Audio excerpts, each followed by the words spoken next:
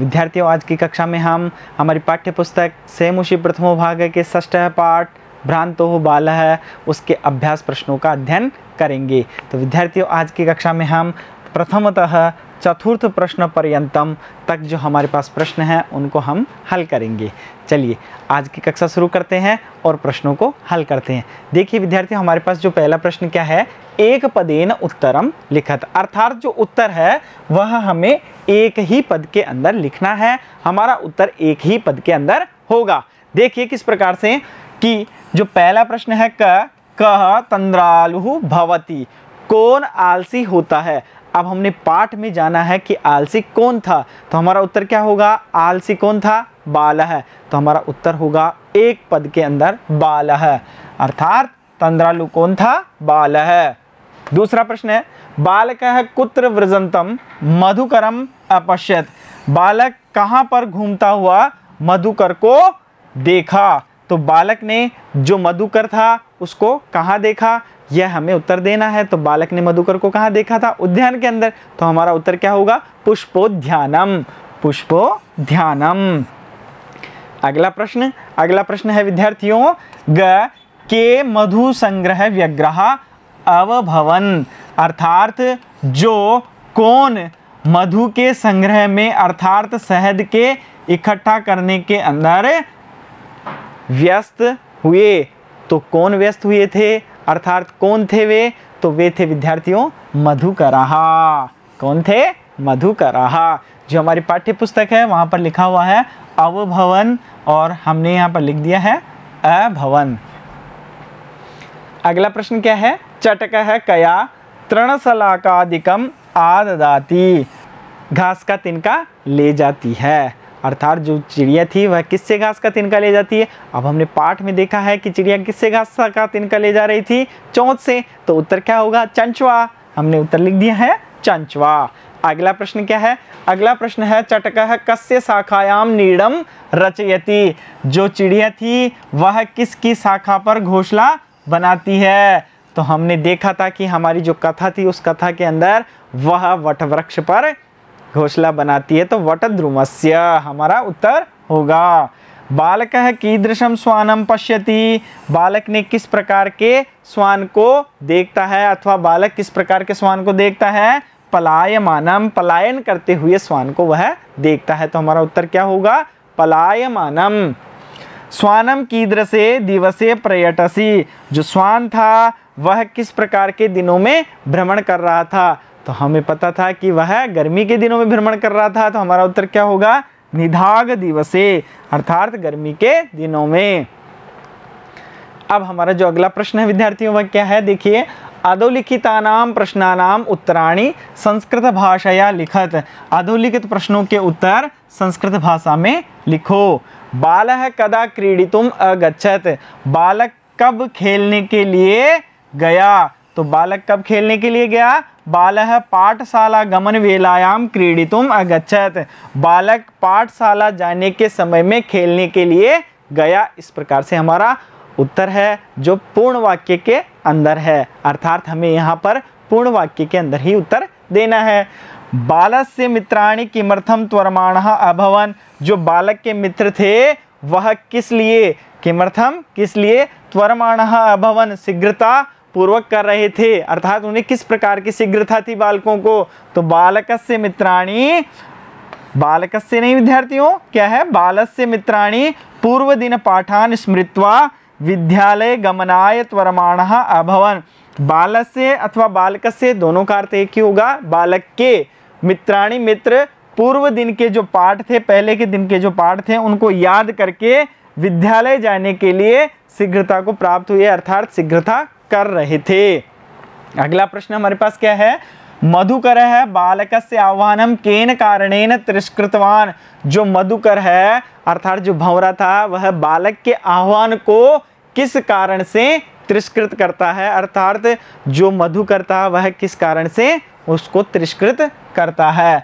मधुकरः मधु संचये व्यस्तः आसीत्, उत्तर होगा कि मधुकर मधु संचय में व्यस्त था। अनेन सह तस्य आह्वानम तिरस्कृतवान, इस कारण से वह उसके आह्वान को तिरस्कृत करता है। बालकः कीदृशं चटकम अपश्यत, बालक ने किस प्रकार के चिड़िया को देखा।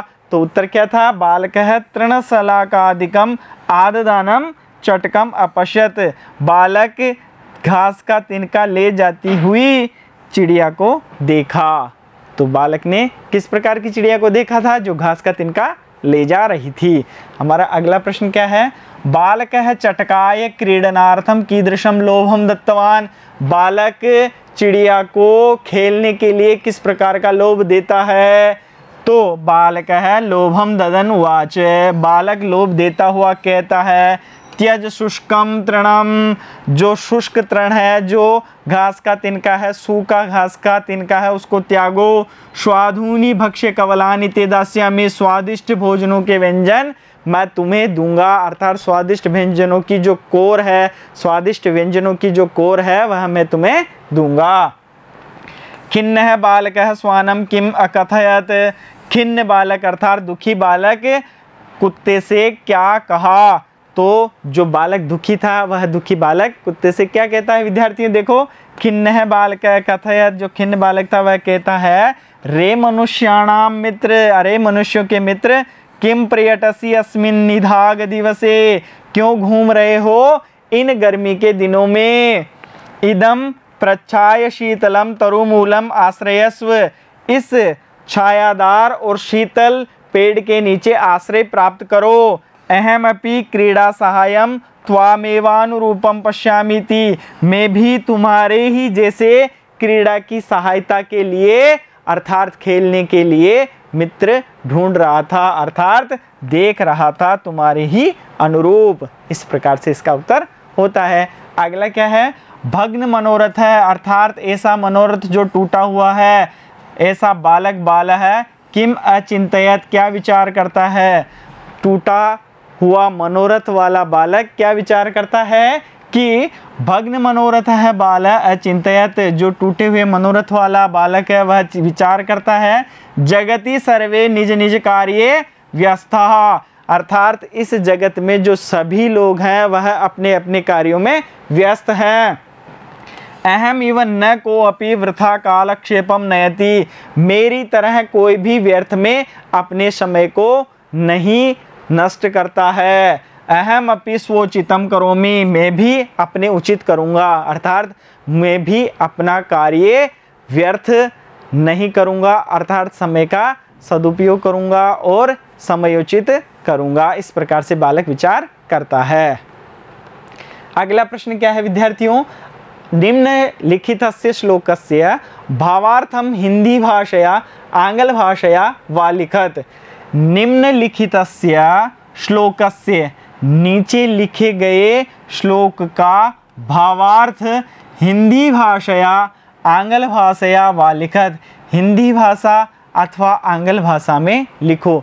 अर्थात जो श्लोक दिया हुआ है उस श्लोक का भावार्थ हमें हिंदी भाषा अथवा अंग्रेजी भाषा के अंदर लिखना है।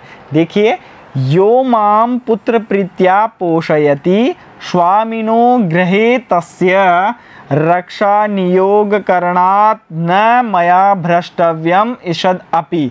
इस प्रकार से जो हमारा श्लोक है उस श्लोक का भावार्थ हमें हिंदी भाषा अथवा आंग्ल भाषा के अंदर लिखना है। तो विद्यार्थियों, हमने जो पाठ पढ़ा है उस पाठ के आधार पर ही हमें यहाँ पर इसका भावार्थ लिखना है। तो विद्यार्थियों, आप अपने जो पाठ का अध्ययन किया है, आपने जो पाठ का अध्ययन किया है उस पाठ के आधार पर यहाँ इसका भावार्थ लिखें। हम सामान्य तौर पर अध्ययन की दृष्टि से एक बार इसको देखते हैं। यो माम पुत्र प्रीत्या, जो मुझे पुत्र के प्रेम की तरह पोषयति, पोषण करता है, अर्थात मुझे पालता है।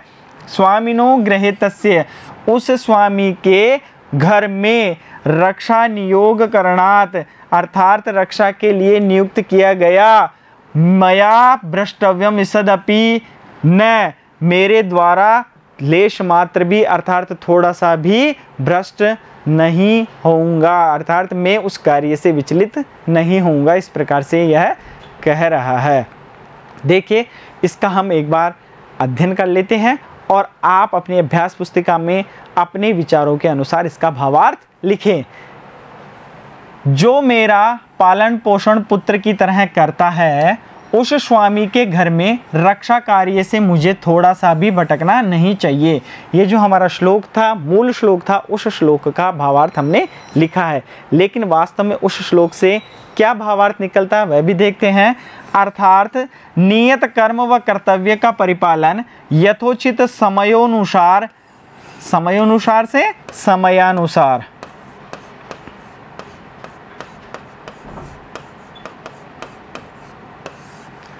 परिपूर्ण करना चाहिए। जिस प्रकार से प्रकृति अपने कार्यों में निरंतर संलग्न रहती है, समय से सूर्योदय, सूर्यास्त, ऋतुचक्र इत्यादि, उसी प्रकार से हमें भी अपने कर्तव्यों का परिपालन उचित समय पर करना चाहिए। इस प्रकार से जो हमारा श्लोक था उसका भावार्थ है। अब हम इसके आगे के प्रश्न की ओर बढ़ते हैं। आप जो अपनी अभ्यास पुस्तिका में है इसके भावार्थ का अपने शब्दों के अनुसार लेखन कार्य करें। देखिए हमारे पास अगला प्रश्न क्या है। अगला प्रश्न है विद्यार्थियों, भ्रांतो बालः इति कथायाः सारांशम हिंदी भाषया आंग्ल भाषया वा लिखत। भ्रांतो बालः, इस कथा का सारांश हिंदी भाषा अथवा आंग्ल भाषा में लिखो। हमने जो कथा पढ़ी है, भ्रांतो बालः, भ्रमितः बालकः, अर्थात जो भ्रमित बालक है उसकी कथा हमने पढ़ी है। उस कथा को आप अपने शब्दों के अंदर अपनी अभ्यास पुस्तिका के अंदर लिखें। हम उस जो कथा है उसका एक बार पुनः स्मरण करते हैं, उसे याद करते हैं, लेकिन अभ्यास पुस्तिका में लिखते समय आप अपने शब्दों के अनुसार उसे लिखें। देखिए विद्यार्थियों, कथा किस प्रकार से थी। कथा थी भ्रांतो बालः, जो हमारा पाठ था उसका शीर्षक था भ्रांतो बालः।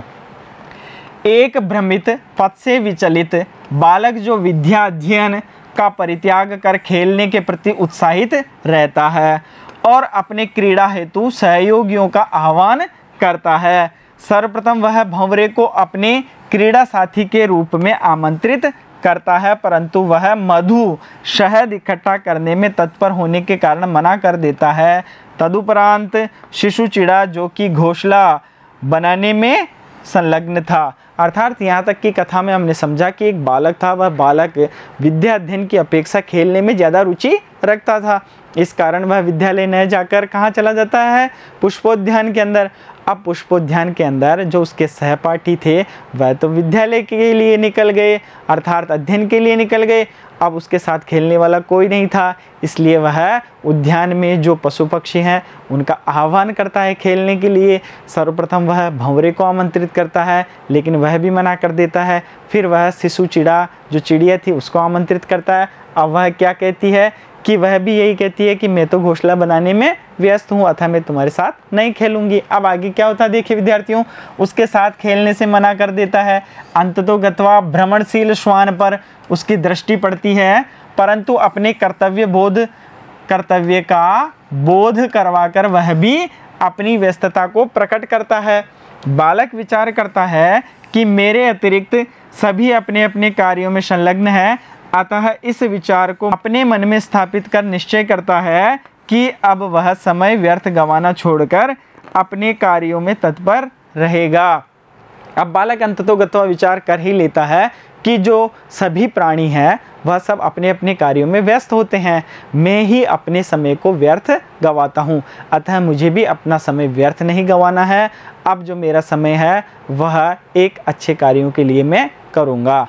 तो इस प्रकार से वह हमारी कथा चलती है। उस कथा का सारांश हमने यहाँ पर एक बार स्मरण किया है। आप अपनी अभ्यास पुस्तिका में से अपने अनुसार अपने शब्दों में लिखेंगे।